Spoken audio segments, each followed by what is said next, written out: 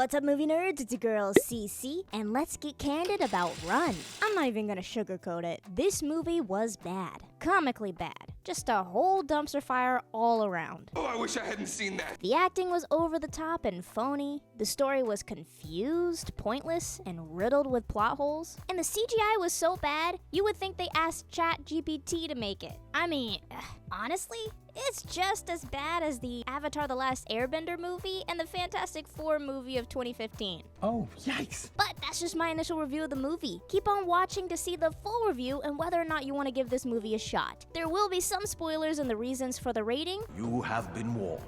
So let's get this party started. I mean, really, let's do this, mother!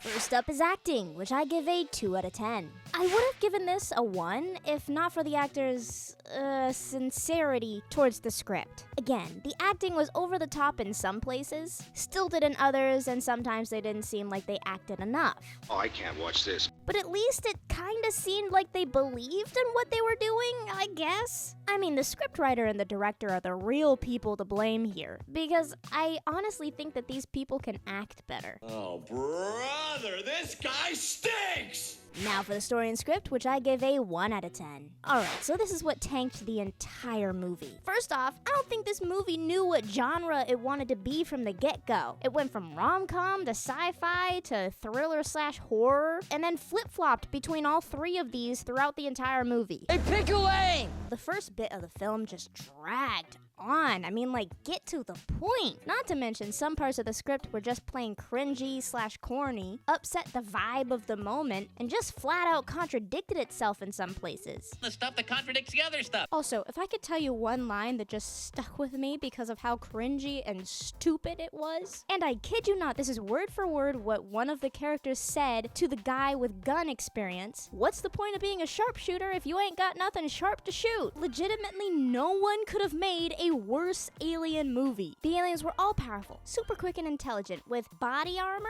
that could stop bullets. But then they're thwarted by the dumbest thing a person could ever think of. And I'll get more onto that in the reasons for the rating because it is a spoiler. I'm judging you 9 ways to Sunday. Have you ever watched a movie so bad that it just becomes funny, but in like an I'm embarrassed for you sort of way? That's what happened here, about 30 minutes into the movie. Oh, I hated that. Now for the details, which I give a 2 out of 10. The only reason why this isn't a 1 is because the locations were pretty nice, I guess. Everything else sucked, but This is trash. for instance, in the way that it was filmed, sometimes it would just throw in slow-mo scenes or speed it up a little bit. Also, a lot of the movie was just insanely dark. I mean, sometimes it was so dark, it looked like you were looking at a blank screen until you could finally see like a faint outline of something. I can't see anything. Also, the CGI in this movie was so extremely bad. Like, so bad, it seemed like they used all of the budget for locations and costumes and only had $5 left over to figure it out. The whole thing looked like a 5-year-old self-made film. What is this crap? Now we're getting into the nitty-gritty of the full review. So here's your spoiler warning right now. Spoiler alert. And let's get into the reasons for the rating. So this movie is a PG-13 sci-fi, and I can't really fully agree with the genre, considering what I said before when they were trying to cram in rom-com, thriller, and horror. But let's talk about it. Sex, baby. So in one scene, the girls were talking about needing or not needing a man, and one of them said, I may not need a man, but I do need blank. And she was talking about sex, but she said a certain word. You get it. Not the F word, but you get it. It's a different D word. Drugs and alcohol. There was liquor and wine drunk in this movie, and in one scene, I do believe a lot of the girls got tipsy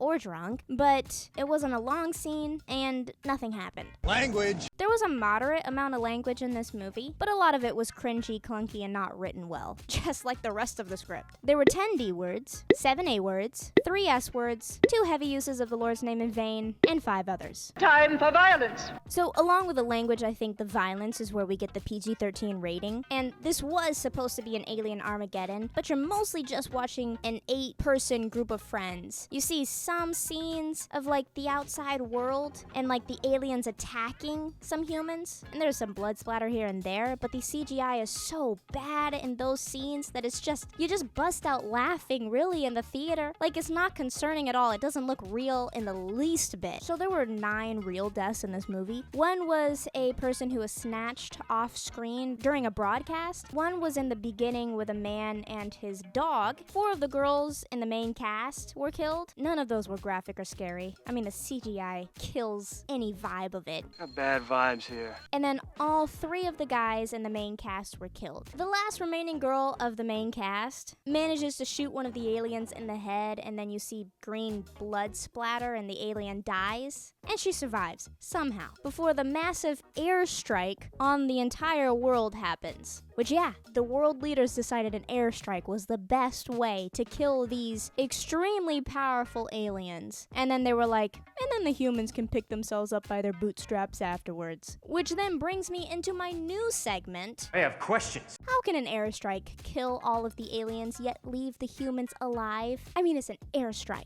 Also, we're gonna bring it back from the script. Why is it that the one thing that can thwart the aliens is a smartphone flashlight? I kid you not. That is what they said. You shine a flashlight onto these aliens and they're going to just be killable.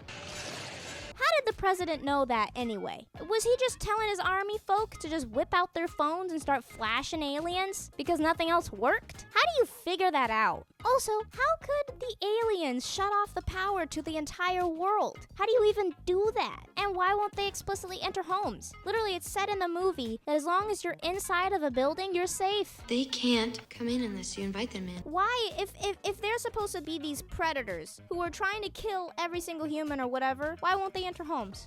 What's the point? Honestly, the questions won't end, so I'm just gonna stop it here. Haven't I suffered enough? Overall, I give this movie a 1 out of 10. Just don't watch the movie. Seriously, it's not worth it. You will beg for your time back, especially since the ending is so abrupt, inconclusive, and extremely unsatisfying. The deaths in this movie were so pointless and emotionless that it just kind of high-key pissed you off. Lame. I think this movie, all they wanted to do was bring aliens in and have them kill people. I think that was the main point of making this movie, and that's not enough. I mean, it's not even a good thriller. Like bad monster movies, at least the monsters look scary, and you can kind of get like, woo, freaky. But no, the aliens look so corny and just weird that it's so funny. Like, you bust out laughing whenever you see them. It's just weird. I'm sure that the creators for this movie was not going for dumpster fire, but that's what we got. Just keep your hard-earned money and literally see